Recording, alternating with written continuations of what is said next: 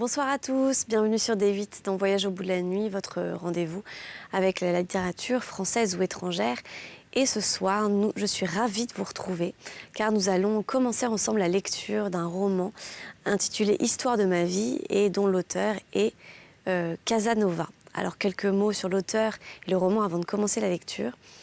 Alors Giacomo Girolamo Casanova est né le 2 avril 1725 à Venise et mort le 4 juin 1798 à Dux.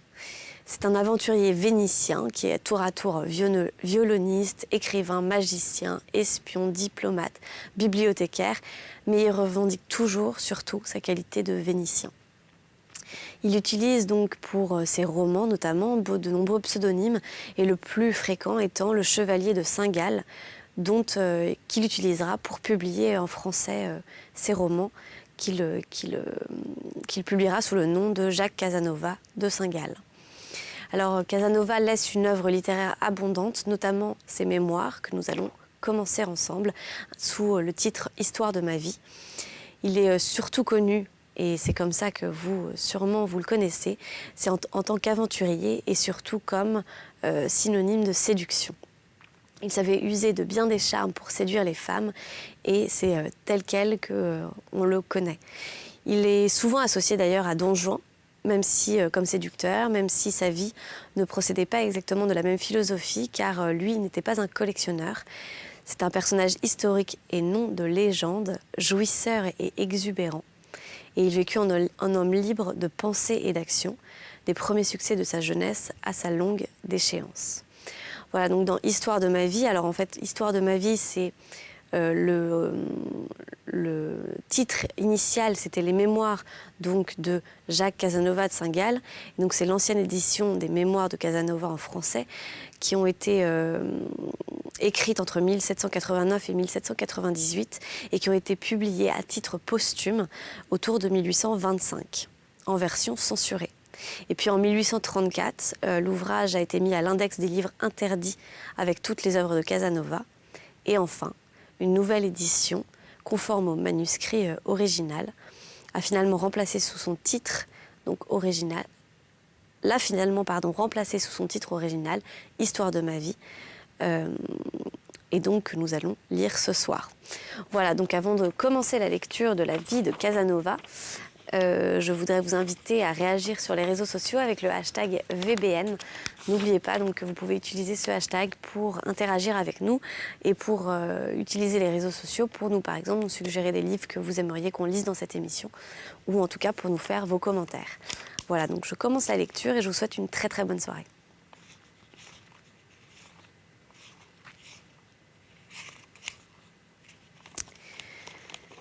Enfance, 1725-1734. J'ai su de la bouche de ma mère ce qui suit. Gaëtan Joseph Jacques quitta sa famille et prit des charmes d'une actrice nommée Fragoletta, qui jouait les rôles de soubrette. Amoureux et n'ayant pas de quoi vivre, il se détermina à gagner sa vie, tirant parti de sa propre personne. Il s'adonna à la danse, et 5 ans après, il joua la comédie, se distinguant par ses mœurs, plus encore que par son talent. Soit par inconscience ou par motif de jalousie, il quitta la Fragoletta et il entra à Venise dans une troupe de comédiens qui jouaient sur le théâtre Saint-Samuel. Vis-à-vis de la maison où il logeait demeurait un cordonnier nommé Jérôme Farussi, avec Marzia, sa femme, et Zanetta, leur fille unique, beauté parfaite à l'âge de 16 ans.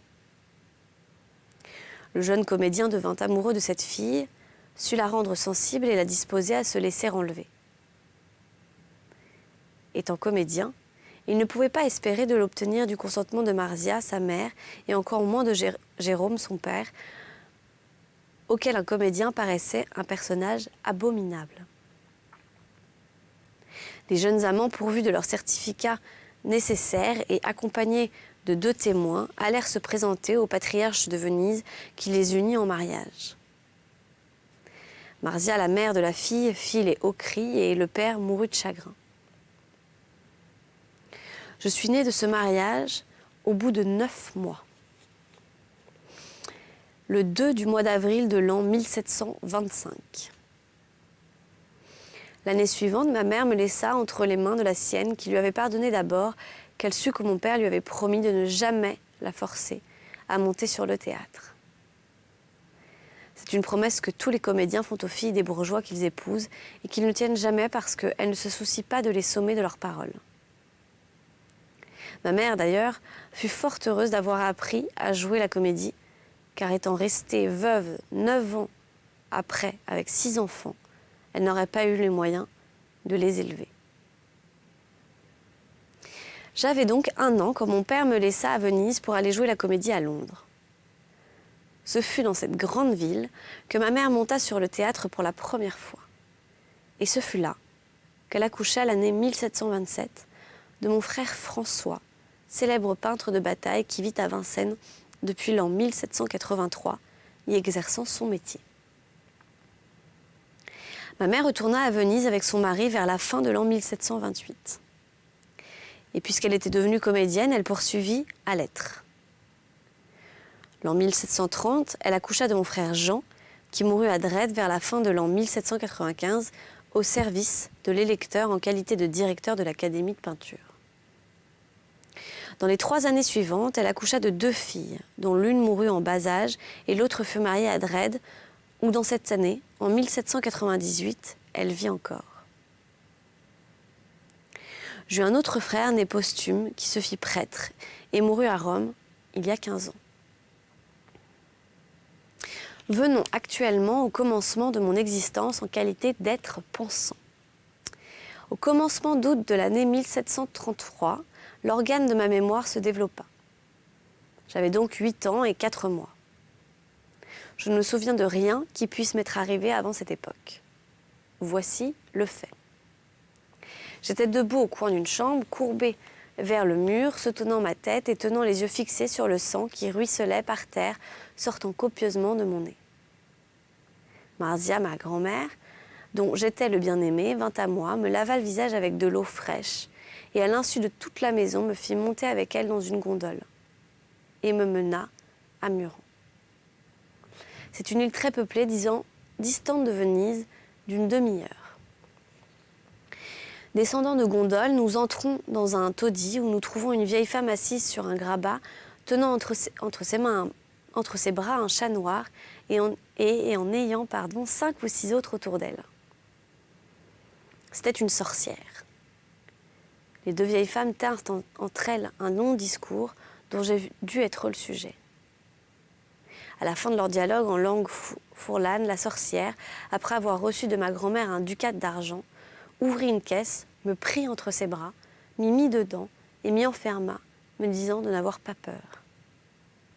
C'était le moyen de me la faire avoir, si j'avais eu un peu d'esprit, mais j'étais hébétée. Je me tenais tranquille, tenant mon mouchoir au nez parce que je saignais, très indifférent au vacarme que j'entendais faire au dehors. J'entendais rire, pleurer, tour à tour, crier, chanter et frapper sur la caisse. Tout cela m'est égal. On me tira enfin dehors, mon sang s'étanche. Cette femme extraordinaire, après m'avoir fait 100 caresses, me déshabille, me met sur le lit, brûle des drogues, en ramasse la fumée dans un drap, m'y emmaillote, me récite des conjurations, me démaillote après et me donne à manger 5 dragées très agréables au goût. Elle me frotte tout de suite les tempes et la nuque avec un ongle qui exhalait une odeur suave, et elle me rhabille. Elle me dit que mon hémorragie irait toujours en décadence, pourvu que je ne rendisse compte à personne de ce qu'elle m'avait fait pour me guérir. Et elle m'intime, au contraire, toute la perte de mon sang et la mort, si j'osais révéler à quelqu'un ces mystères. Après m'avoir ainsi instruit, elle m'annonce une charmante dame qui viendrait me faire une visite dans la nuit suivante, dont mon bonheur dépendait si je pouvais avoir la force de ne dire à personne d'avoir reçu cette visite. Nous partîmes et nous retournâmes chez nous. À peine couchée, je me suis endormie sans même me souvenir de la belle visite que je devais recevoir, mais m'étant réveillée quelques heures après, j'ai vu, on crut voir, descendre de la cheminée une femme éblouissante, en grand panier et vêtue d'une étoffe superbe, portant sur sa tête une couronne parsemée de pierreries qui semblaient étincelantes de feu. Elle vint à pas lents d'un air majestueux et doux s'asseoir sur mon lit. Elle tira de sa poche des petites boîtes qu'elle vida sur ma tête murmurant des mots. Après m'avoir tenu un long discours auquel je n'ai rien compris et m'avoir baisé, elle partit par où elle était venue et je me suis rendormie. Le lendemain, ma grand-mère, d'abord qu'elle s'approcha de mon lit pour m'habiller, m'imposa silence. Elle m'intima la mort et si j'osais redire ce qui devait m'être arrivé dans la nuit, cette sentence lancée par la seule femme qui avait sur moi un ascendant absolu et qui m'avait accoutumée à obéir aveuglément à toutes ses cordes, fut la cause que je me suis souvenue de la vision et en y opposant le sceau, je l'ai placé dans le plus secret recoin de ma mémoire naissante. D'ailleurs, je ne me sentais pas tentée de conter ce fait à quelqu'un. Je ne savais ni qu'on pouvait le trouver intéressant, ni à qui en faire la narration. Ma maladie me rendait morne et point du tout amusant. Tout le monde me plaignant me laissait tranquille. On croyait mon existence passagère. Mon père et ma mère ne me parlaient jamais. Après le voyage à Muran et la visite nocturne de la fée, je saignais encore. Mais toujours moins, et ma mémoire, peu à peu, se développait. En moins d'un mois, j'ai appris à lire. Il serait ridicule d'attribuer ma guérison à ces deux extravagances, mais on aurait aussi tort de dire qu'elles ne purent pas y contribuer. Pour ce qui regarde l'apparition de la belle reine, je l'ai toujours cru un songe, à moins qu'elle ne m'eût fait cette mascarade après, mais le remède aux plus grandes maladies ne se trouve pas toujours dans la pharmacie. Tous les jours, quelques phénomènes nous démontrent notre ignorance. Je crois que c'est par cette raison que rien n'est si rare qu'un savant qui ait un esprit entièrement exempt de superstition. Il n'y a jamais eu au monde des sorciers, mais leur pouvoir a toujours existé par rapport à ceux auxquels ils ont eu le talent de se faire croire tels. Le second fait dont je me souviens et qui me regarde m'est arrivé 3 mois après mon voyage à Muran, 6 semaines avant la mort de mon père. Je le communique au lecteur pour lui donner une idée de la façon dont mon caractère se développait. Un jour, vers la moitié de novembre, je me suis trouvée avec mon frère François, plus jeune que moi de 2 ans, dans la chambre de mon père, attentif à le regarder travailler en optique. Ayant observé sur une table un gros cristal rond, brillanté en facettes, je fus enchantée, le mettant devant mes yeux, de voir tous les objets multipliés. Me voyant inobservé, j'ai saisi le moment de le mettre dans ma poche. 3 ou 4 minutes après, mon père se leva pour aller prendre le cristal. Et ne trouvant pas, il nous dit que l'un de nous deux devait l'avoir pris. Mon frère l'assura qu'il n'en savait rien et, quoique coupable, je lui ai dit la même chose. Il nous menaça de nous fouiller et il promit les étrivières au menteur. Après avoir fait semblant de le chercher dans tous les coins de la chambre, j'ai mis adroitement le cristal dans la poche de l'habit de mon frère. J'en fus d'abord fâchée, car j'aurais pu faire semblant de le trouver quelque part, mais la mauvaise action était déjà faite. Mon père, impatienté de nos vaines recherches, nous fouille, trouve le cristal dans la poche de l'innocent et lui inflige la punition promise. 3 ou 4 ans après, j'eus la bêtise de me vanter à lui-même de lui avoir joué ce tour. Il ne me l'a jamais pardonné, et il a saisi toutes les occasions de se venger. Dans une confession générale ayant déclaré au confesseur ce crime avec toutes ses circonstances, j'ai gagné une érudition qui me fit plaisir. C'est un jésuite. Il me dit que, m'appelant Jacques, j'avais vérifié par cette action la signification de mon nom, car Jacob voulait dire en langue hébraïque « supplanteur ». Par cette raison, Dieu avait changé le nom de l'ancien patriarche Jacob en celui d'Israël, qui veut dire « voyant ». Il avait trompé son frère Ésaü. 6 semaines après cette aventure, mon père fut attaqué d'un abcès dans l'intérieur de la tête à l'oreille qui le conduisit au tombeau dans 8 jours. Le médecin Zambelli, après avoir donné au patient des remèdes opilatifs, crut de réparer sa faute par les caustorums qui le fit mourir en convulsions. L'apostème creva creva par l'oreille 1 minute après sa mort. Il partit après l'avoir tué comme s'il n'eût plus rien à faire chez lui. Il avait le bel âge de 36 ans. Il mourut regretté du public et de la noblesse principalement, qui le reconnaissait pour supérieur à son état tant à l'égard de sa conduite que de ses connaissances en mécanique. 2 jours avant son trépas, il voulut nous voir tous à son lit en présence de sa femme et de Madame Grimani, noble Vénitien, pour les engager à devenir nos protecteurs. Après nous avoir donné sa bénédiction, il obligea notre mère, qui fondit en larmes, à lui jurer qu'elle n'élèverait aucun de ses enfants pour le théâtre, où il ne serait jamais monté, si une malheureuse passion ne l'y eût forcé. Elle lui en fit le serment, et les 3 patriciens lui en garantirent l'inviolabilité. Les combinaisons l'aidèrent à lui tenir sa promesse. Ma mère, se trouvant grosse en 6 mois, fut dispensée de jouer la comédie jusqu'après Pâques. Belle et jeune comme elle était, elle refusa sa main à tous ceux qui se présentèrent. Ne perdant pas le courage, elle se crut suffisante à nous élever. Elle crut devoir s'occuper d'abord de moi, non pas tant que ma prédilection qu'à cause de ma maladie, qui me rendait telle qu'on ne savait que faire de moi.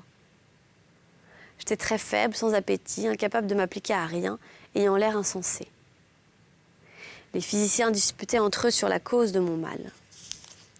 Il perd, disait-il, 2 livres de sang par semaine et il ne peut en avoir que 16 à 18.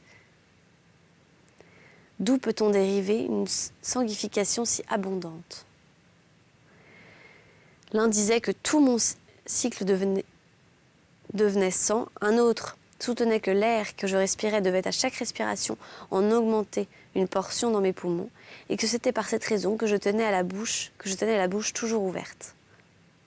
C'est ce que j'ai su 6 ans après de M. Baflot, grand ami de mon père. Ce fut lui qui consulta à Padoue le fameux médecin Macot, qui lui donna son avis par écrit. Cet écrit que je conserve dit que notre sang est un fluide élastique qui peut diminuer et augmenter en épaisseur, jamais en quantité, et que mon hémorragie ne pouvait dériver que de l'épaisseur de la masse. Elle se soulageait naturellement pour se faciliter la circulation. Il disait que je serais déjà mort si la nature qui veut vivre ne s'était aidée par elle-même. Il concluait que la cause de cette épaisseur ne pouvant se trouver que dans l'air que je respirais, on devait m'en faire changer, ou se disposer à me perdre. Selon lui, l'épaisseur de mon sang était la cause de la stupidité qui se laissait voir sur ma physionomie. Monsieur Baflot, donc, sublime génie, poète dans le plus lubrique de tous les genres, mais grand et unique, fut la cause qu'on se détermina à me mettre en pension à Padoue et auquel, par conséquent, je dois la vie. Il est mort 20 ans après, le dernier de son ancienne famille patricienne, mais ses poèmes, quoique sales, ne laisseront jamais mourir son nom. Béthine, 1734. L'esclavonne me fit d'abord monter au grenier avec elle, où elle me montra mon lit au bout de 4 autres, dont 3 appartenaient à 3 garçons de mon âge, qui dans ce moment-là étaient à l'école, et la 4e servante, qui avait ordre de nous faire prier Dieu et de nous surveiller pour nous empêcher toutes les polissonneries habituelles des écoliers. Après cela, elle me fit descendre au jardin, où elle me dit que je pouvais me promener jusqu'à l'heure du dîner. Je ne me trouvais ni heureux ni malheureux, je ne disais rien. Je n'avais ni crainte ni espoir, ni aucune espèce de curiosité. Je n'étais ni gai ni triste. La seule chose qui me choquait était la présence de la maîtresse. Malgré que je n'eusse aucune idée décidée de beauté ni de laideur, sa figure, son air, son ton et son langage me rebutaient. Ses traits au mas me démontaient toutes les fois que j'élevais les yeux à sa physionomie pour écouter ce qu'elle me disait. Elle était grande et grosse comme un soldat, à teint jaune, à cheveux noirs, aux sourcils longs et épais. Elle avait plusieurs longs poils de barbe au menton, un sein hideux à moitié découvert qui sillonnant lui descendait jusqu'à la moitié de sa grande taille, et son âge paraissait de 50 ans.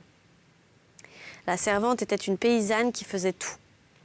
L'endroit nommé jardin était un carré de 30 à 40 pas qui n'avait de délectable que la couleur verte.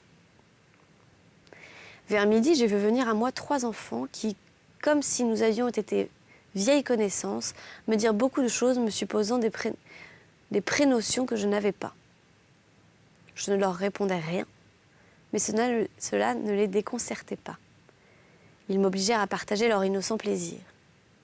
Il s'agissait de courir, de se porter sur les épaules et de faire des culbutes. Je me suis laissée initier à tout cela d'assez bonne grâce jusqu'au moment qu'on nous appela à dîner.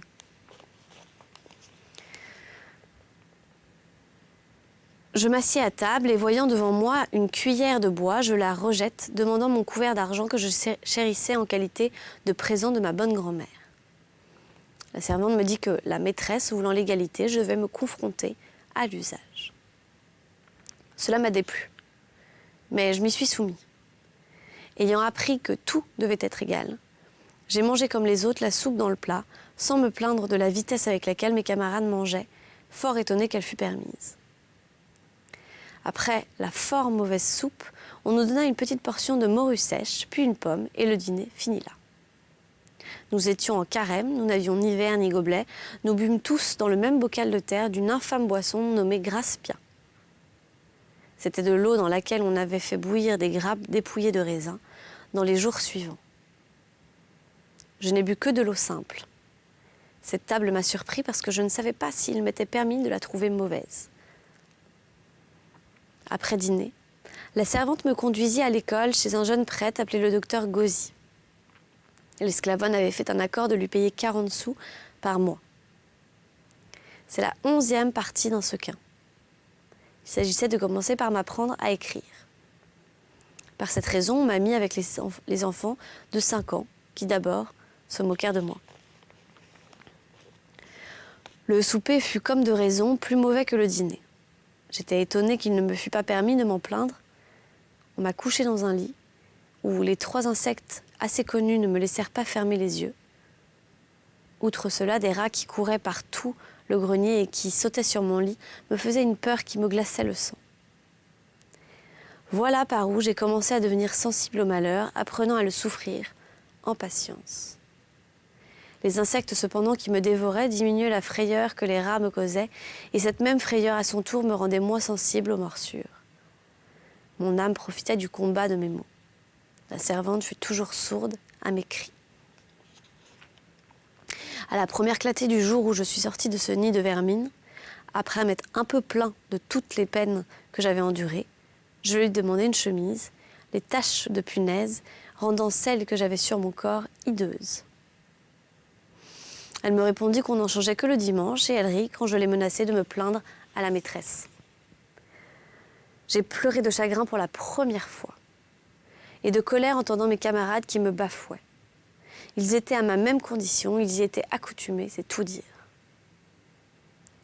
Accablée de tristesse, j'ai passé toute la matinée à l'école toujours endormie. Un de mes camarades en dit la raison au docteur, mais à dessein de me rendre ridicule. Ce bon prêtre que la providence éternelle m'avait ménagé me fit entrer avec lui dans un cabinet où, après m'avoir entendu et avoir vu tout, fut ému voyant les ampoules dont ma peau innocente était couverte. Il me mit vite son manteau, il me conduisit à ma pension et il fit voir à la Lestrigone l'état dans lequel j'étais. Se montrant étonnée, elle rejeta la faute sur la servante. Elle dut consentir à la curiosité que le prêtre eut de voir mon lit, et je ne fus pas moins étonnée que lui voyant la saleté des draps entre lesquels j'avais passé la cruelle nuit. La maudite femme, rejetant toujours les fautes sur la servante, l'assura qu'elle le chasserait.